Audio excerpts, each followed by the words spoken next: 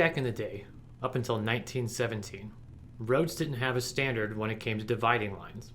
It was just understood that you could hug the right side of the road and everything would be all good. Well, this kind of fell apart when it came to corners.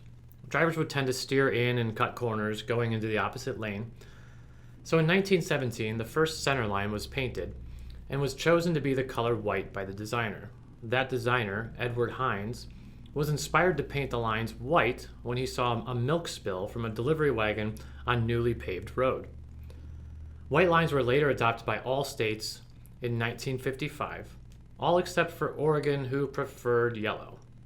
And eventually, the federal government in 1971 mandated that all center lines use the color yellow and that white lines only be used for traffic going in the same direction. I can only imagine Oregon at that point saying, "See, yellow is safer." But I just thought this was interesting. 54 years of road line innovation and regulation, all inspired by some spilled milk.